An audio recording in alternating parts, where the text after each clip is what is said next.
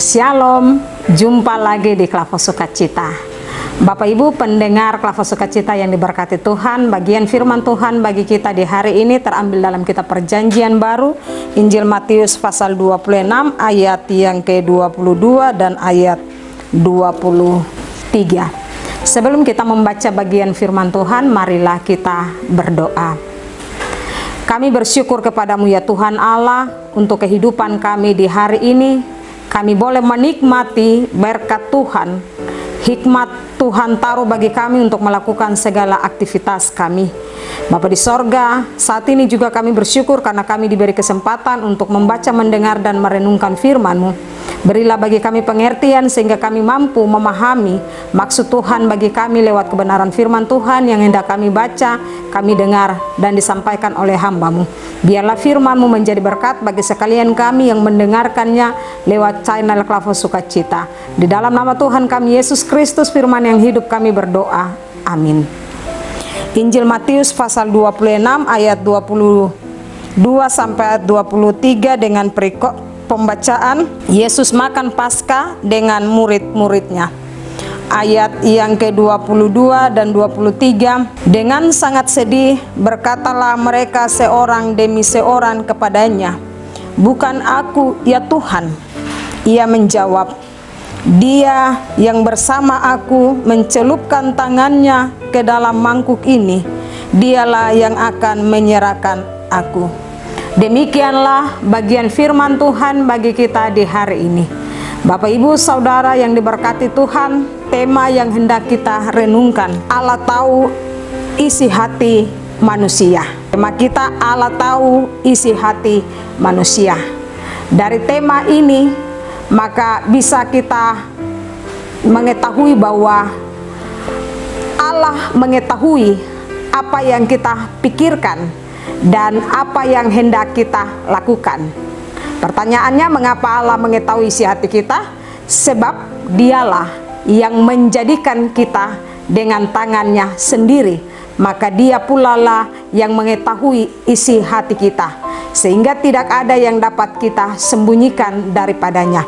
Bapak Ibu kekasih Tuhan, kalau kita perhatikan dari bagian firman Tuhan, secara khusus dari Injil Matius pasal 26, kalau kita lihat dari ayat 17 sampai dengan ayat yang ke-25 secara keseluruhan dan juga sesuai dengan perikop dari bagian firman Tuhan, Yesus makan Paskah dengan murid-muridnya. Sebelum Yesus menjalani penderitaan, Yesus ada dan bersama dengan para murid, di mana mereka akan makan Paskah bersama-sama.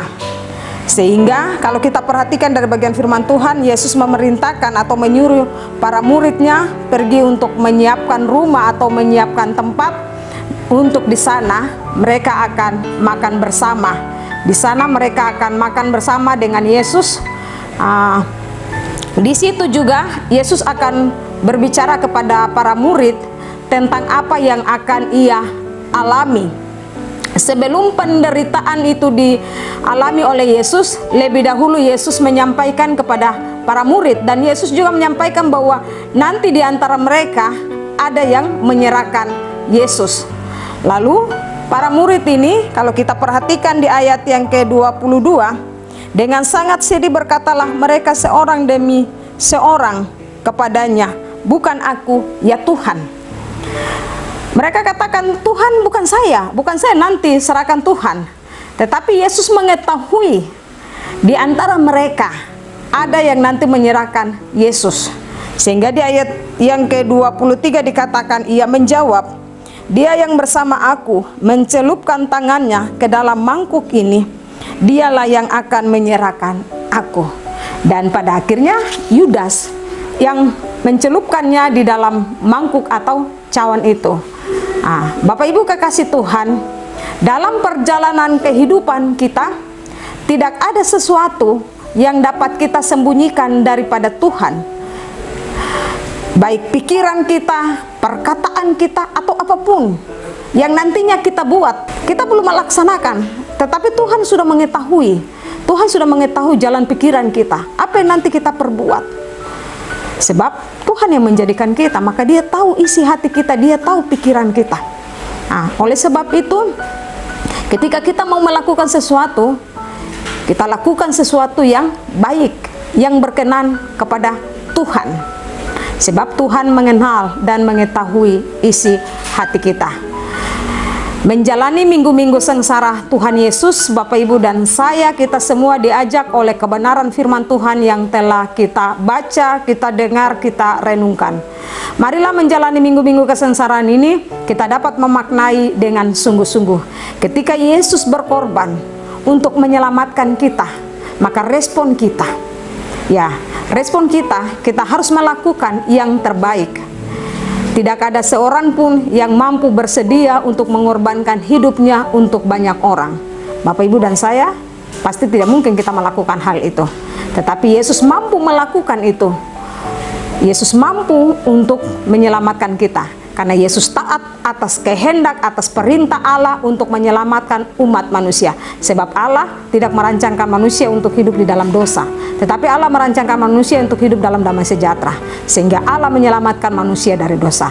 Sehingga Bapak, Ibu, dan saya lewat kebenaran firman Tuhan, ketika kita sudah diselamatkan, marilah kita meresponi kebenaran firman Tuhan. Taat. Yesus taat atas perintah Allah, melakukan apa yang Allah kehendaki. Bapak, Ibu, dan saya, kita juga diminta oleh kebenaran firman Tuhan bahwa lewat hidup ini kita taat. Lewat hidup kita, sikap kita, tindakan kita, perkataan kita, apapun yang kita buat, kita harus melakukan yang terbaik hanya untuk hormat dan kemuliaan nama Tuhan. Biarlah lewat kebenaran firman Tuhan di saat ini kita diberkati dan kita juga menjadi berkat bagi orang lain. Teristimewa di minggu sengsara Tuhan Yesus ini kita memaknainya. Kalau Yesus mati untuk saya, maka saya juga harus hidup berkenan di hati Tuhan. Tuhan memberkati kita dengan firman-Nya. Amin. Mari kita berdoa. Bapa di sorga, kami bersyukur kepadamu karena kami diberi kesempatan untuk mendengarkan firman-Mu. Tolonglah kami dengan kuasa Roh Kudus, sehingga kami tidak hanya sekedar mendengar, tetapi mendengarkan firman-Mu dan melakukannya dalam kehidupan kami. Sebab Yesus menderita karena kami. Oleh sebab itu, biarlah kami memahami dan memaknai kebenaran firman Tuhan di sepanjang kehidupan kami. Kalau Yesus taat kepada Allah di sorga, maka kami juga taat kepada Yesus melalui sikap hidup, tindakan, dan perkataan kami. Tuhan, kami yang mendengarkan firman-Mu lewat channel Klava Sukacita, Tuhan memberkati kami sehingga kami juga menjadi berkat bagi orang lain. Di dalam nama Tuhan kami Yesus Kristus kami berdoa dan bersyukur kepadamu ya Tuhan. Amin. Shalom.